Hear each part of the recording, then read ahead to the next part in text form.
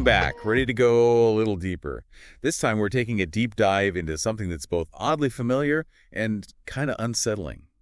Spam. Spam, huh? You mean like those emails we all trash? Well, it starts there, but Ah. it goes way beyond your inbox. We're talking about the very nature of online content itself and whether it's all becoming a bit spammy. Okay, now you've got my attention. What makes you say that?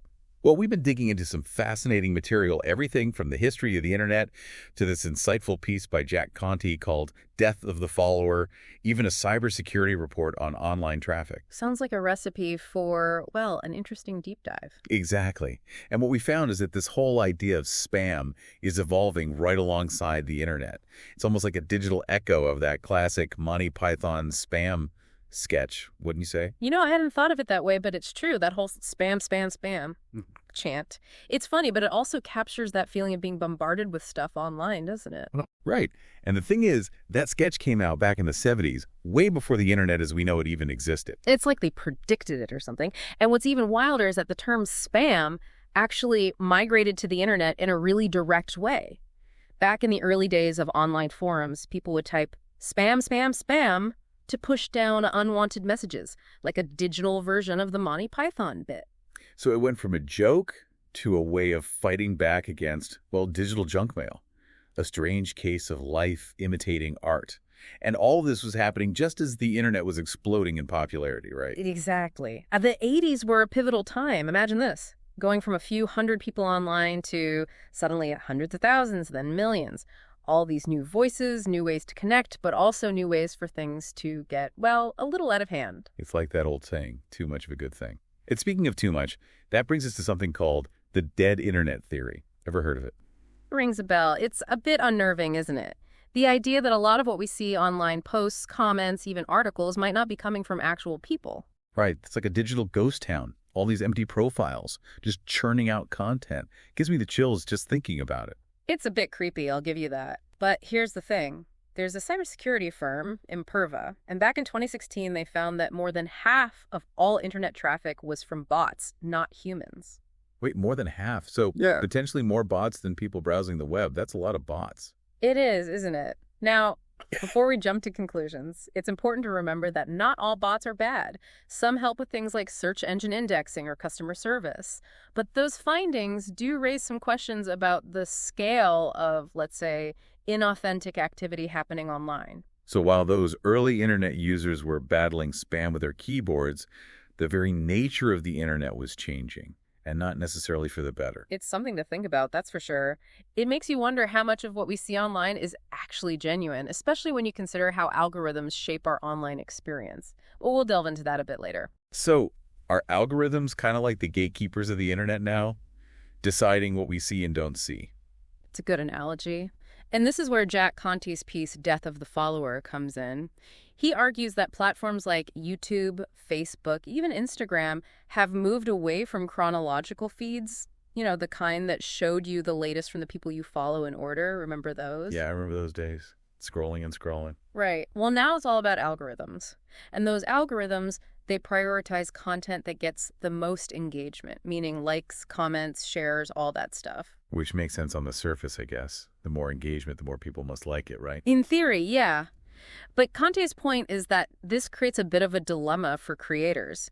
It's not enough to just create good content anymore. You have to create content that the algorithm likes. So it's like this weird feedback loop where creators are chasing the algorithm instead of, I don't know, their own creative vision. Exactly. And it can lead to this kind of homogenous content where everyone's trying to replicate what they think the algorithm wants. It's like, remember that time everyone was doing that one dance challenge on TikTok? Oh, yeah. Everyone and their grandma was doing it. But is that really authentic? I mean, are people really passionate about that one dance, or are they just trying to, like you said, game the algorithm?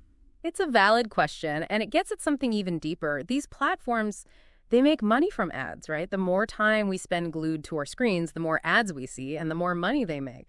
So in a way, it's in their best interest to keep us hooked, even if it means feeding us content that's not necessarily the most, shall we say, enriching. Okay, now I'm starting to feel a little uneasy about all this. Like, Yeah. is there any way to break free from this cycle of endless scrolling and algorithmic manipulation?